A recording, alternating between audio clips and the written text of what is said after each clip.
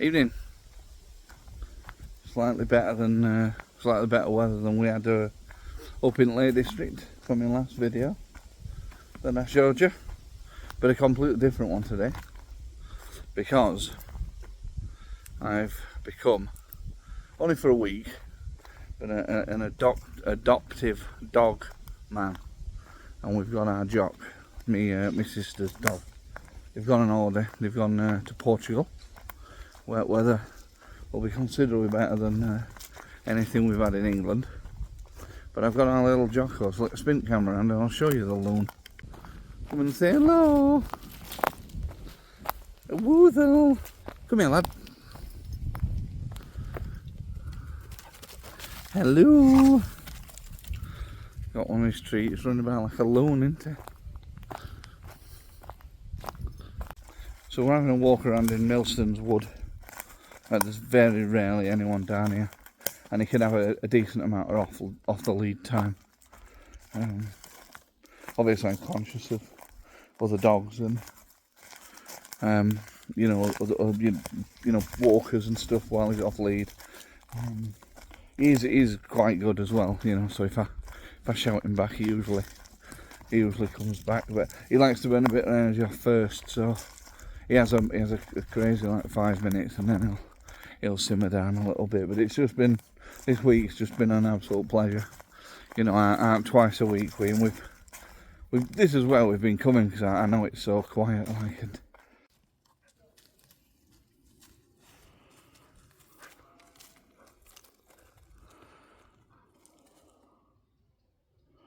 What is it, pal?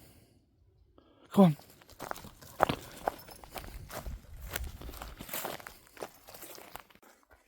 Used to camp down here when we were younger. Not as much as kind of up top, up at the actual tree point, or over at on Windle Craig's Devil's Caves. I can hear a dogman. They'll be up on path though. Sounds like they're up on top. We'll carry on down here. Come on, Jockson. Little slippage.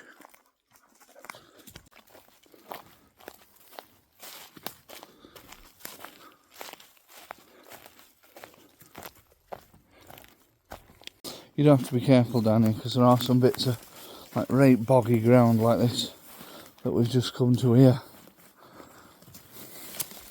But once you know your way around, it's all navigatable. It's light at navigator. You can see here there are some like little tracks that have been made from, you know, previous walkers and stuff, and they're not footpaths, but they're certainly passable. I mean, this one looks quite bad, but it's actually quite solid. Obviously puts a lot of people off with how it looks, because it looks really boggy, but it's not.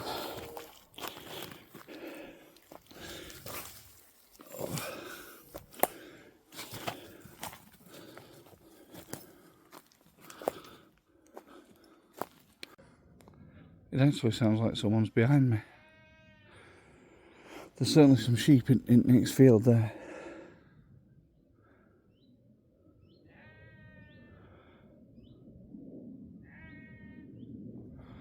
I don't think they're following me. I hope they're just. It's not all too common to have someone down here with you. Oh. We get to a right little spot in a minute. Show you one of my favourite bits of Millstone Wood in a minute. There's a right little resting spot. I dare say you can actually pitch a tent here and all, and you could have a nice stealthy camp down here. Jock, what are you eating? Get out of that. Oh, you're just sniffing.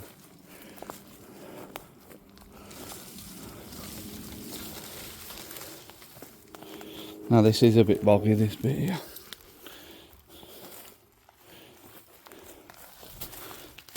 This bit here. Tent would go there, and this rock's fabulous for a sit down. Oh, it's a tad damp tonight though. Come up, Jock. He's just kicking about. Great dog. So sociable and friendly. He's brilliant. Really enjoyed having him. So we've got, I'm recording this on Sunday. In fact, let's give him a little treat. Here, Jocko.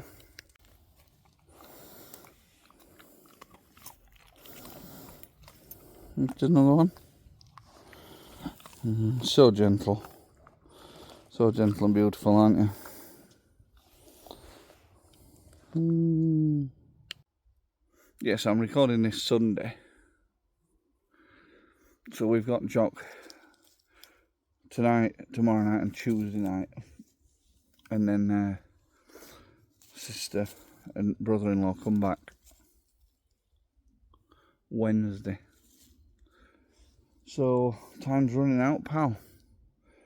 But then back to your home, aren't you? We've had a good time now. I've enjoyed it. I really have. It's been fantastic. And a good, well, the best of reasons. What the? Tripped over a little branch. The best of reasons to get out walking. Yeah, it's been marvellous.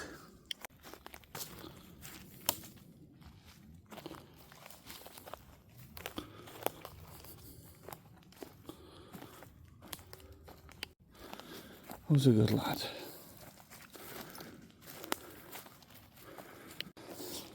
Oh, these have been here as long as I can remember. They are well used. A bit frustrating if I'm honest with you, but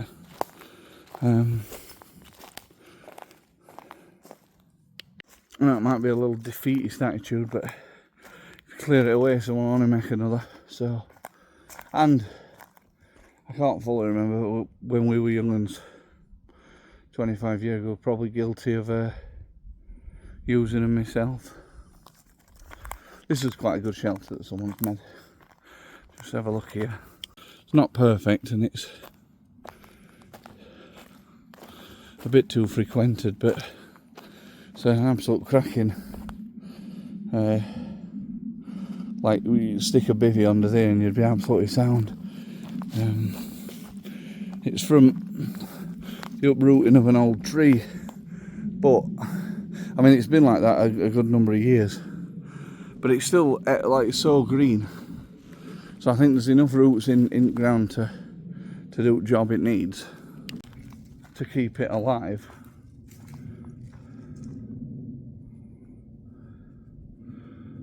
But it also provides that wonderful like bivvy spot and all. It's got another name, this woods, but it's known locally as Spooky Woods. And I can see why, because, well, I know why, because it's so quiet, really. It's quite desolate. There's, you know, there's a lot of space, but it's so steady and quiet. I was walking through the other day, and I don't know what was going on, but a squirrel must have jumped on like a dead branch or something, and the beggaring thing fell out and just landed about half a foot in front of me, and then it scarpered off. Luckily, our Jock isn't particularly bothered, and he's also not the Usain Bolt of the dog world. So even if he'd have tried to get it, I think he'd have failed, bless him. But yeah, that were a bit bizarre. Falling squirrels, not something you see very often.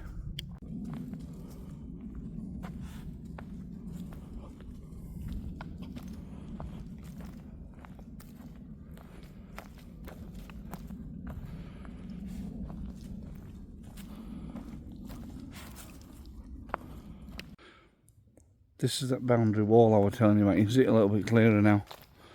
So the farmers' fields I think all these first fields are full of sheep at the moment, and we can just see a couple with naked eye. I don't know whether they'll come up on camera, but obviously that is the boundary of the open access land, and it's quite a good wall, to be fair. So it does its job. But our Jock's not really bothered. Never even tries to go down. It's probably scared of my Jock. I've camped here in my youth and all. Cracking view over that way. Shielded from them farmhouses that are just there. Right flat, lovely spot. We are getting a little bit near path, but I think like 30, 25 years ago, no one were as bothered. I think generally people, campers and things, were a lot more respectful back then. Sorry, I worded that wrong. It's certainly not proper campers who live by the leave no trace ethos are not a problem, because obviously they actually help look after the land quite often, tidying up campsites and taking litter away with them and stuff like that. But as coming to outdoors, I think especially lockdown, you know, as more people have come out, and you know, we see a massive amount more litter around Peak District, and especially at lakes where I've been going up quite a bit recently. The amount of litter's, you know, pretty bad, and I think that's why landowners and, you know, park rangers and whatever else have clamped down, because the morons, you know, they only last night somewhere, I think it was over near Dovestone, there were a wildfire that's been started off on them disposable barbecues. Luckily, I believe it caught quite quickly and extinguished. But you know, that's just an example. There's hundreds of signs. There's so much information about what them kind of things can do. There's also loads of alternative options as well. Yet people still do it, and it's just spoiling it for everyone.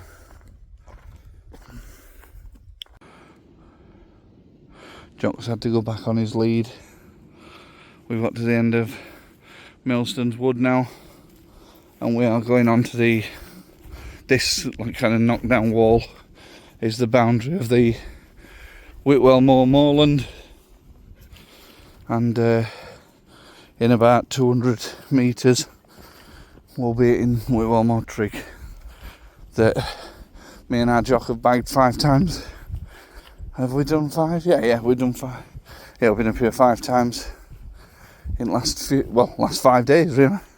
We've been up every day. Another 5 for my total. No idea how many that is. Must be. I've said it before. It must be 1,000 times I've been to this trig point. Gotta be. Oh. And I don't tire of it at all.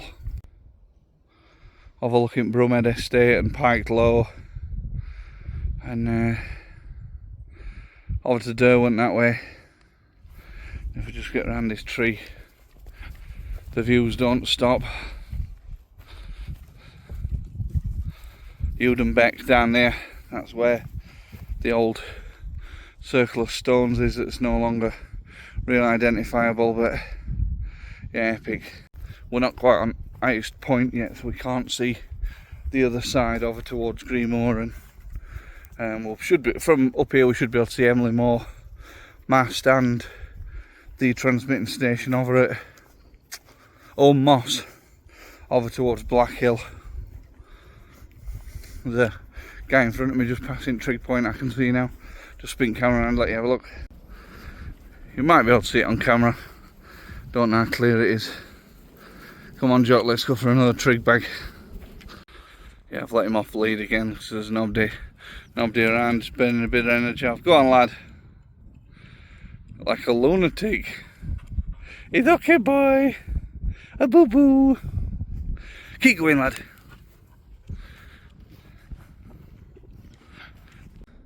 So if we could see it, but we can't because of weather, Emily Moor, you can actually see it better at night. When it's all lit up, but Emily Moor mast is over there, and Old Moss you usually see behind this tree line, but it's a bit misty, we can't see them tonight. There's the legendary village of Stocksbridge down there, never beat that. My hometown, excellent. And here we are, Whitwell Moor Trig, another bagger, 5th bag at week.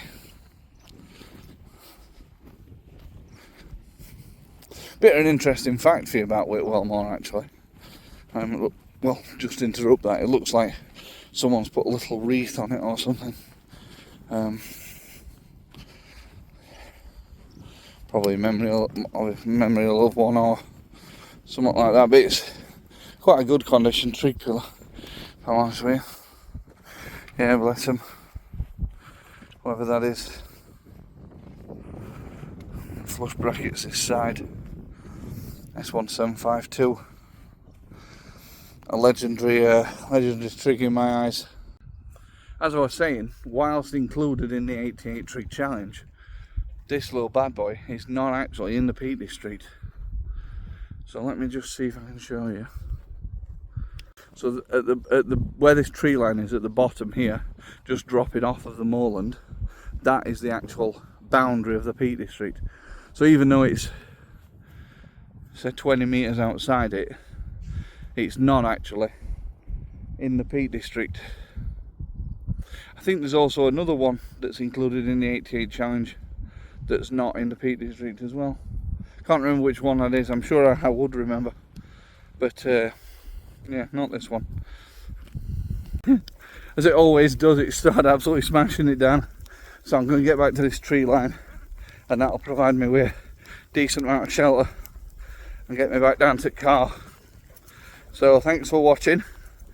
It's another feature on channel from Jock, because he's been with me before. But no, thank you for watching, and we'll see you soon.